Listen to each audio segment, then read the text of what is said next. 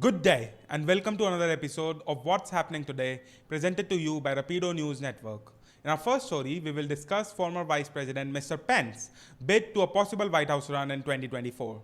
Next, we will talk about the collapse of Israel's government, setting up fifth election in the preceding 3 years. After that, we will talk about bad experiences customers had when their money was stolen on cash transfer site Zelle. And in our final story, we will talk about the Russian Ukrainian conflict. So let's get started.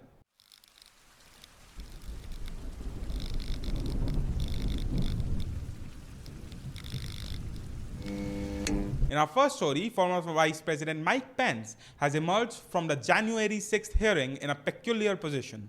To some Democrats in Congress, he has become something of a hero for resisting Donald Trump's pressure campaign to overturn the 2020 election. To Mr. Trump and his political base, Mr. Pence is a weakling who gave away the presidency, and to a swath of anti-Trump voters, he is merely someone who finally did the right thing by standing up to his former boss years too late after willingly defending or ignoring some of Mr. Trump's earlier excesses.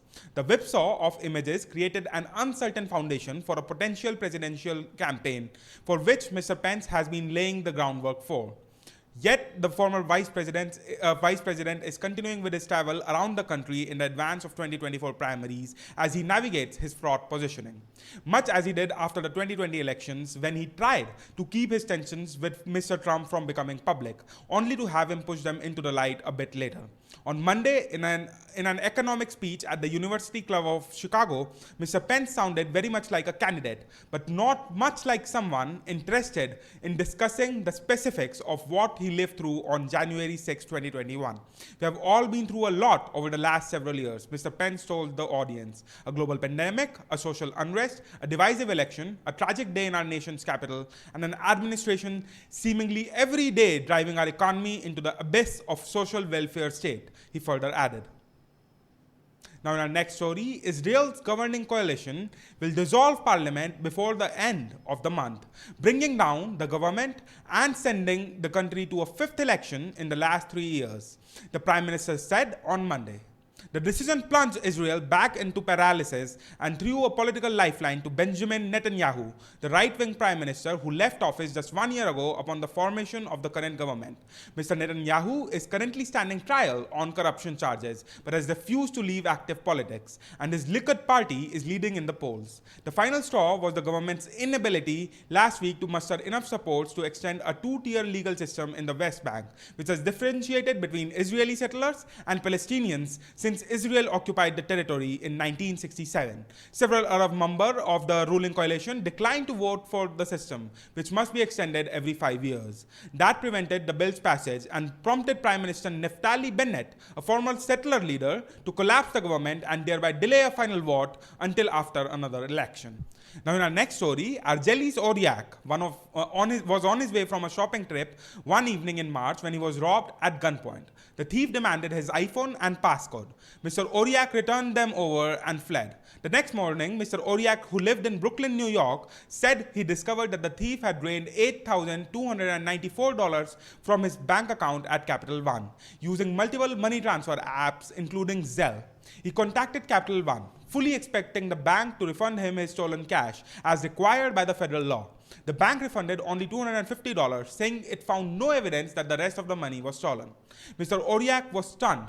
I filed a police report, identified the suspect at a precinct, and even testified at a grand jury, he said.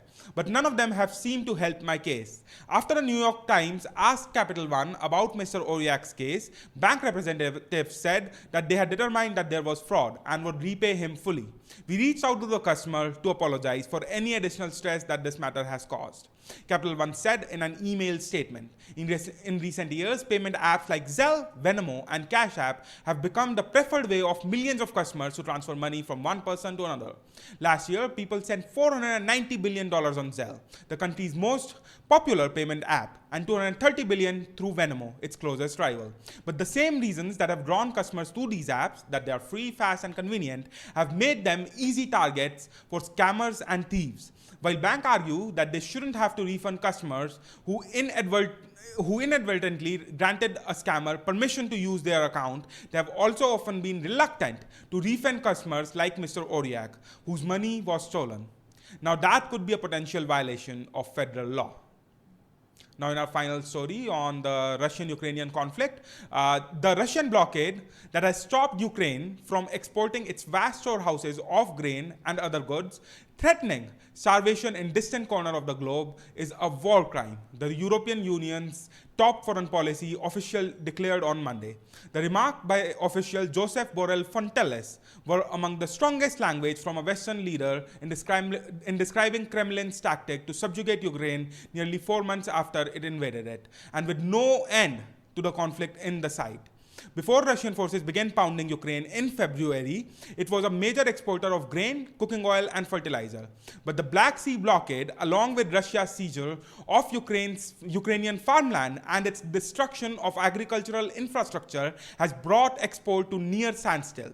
The latest blow came on Monday when Ukrainian regional authorities said a Russian missile razed a food warehouse in Odessa, Ukraine's biggest Black Sea port. Russia has denied responsibility for the collapse of Ukrainian export, but Moscow's naval dominance of the Black Sea, Ukraine's only maritime shipping route, gives the Russian significant leverage over Ukraine. President Vladimir Putin has said that he will lift the blockade if sanctions imposed by Western and other governments because of the war are removed. The drop in grain exports from Ukraine, once the breadbasket of the former Soviet Union, has contributed to the spike in global food prices. The United Nations has warned of hunger or even famine in some countries, particularly in Africa. That was all for the major news update for June 21st.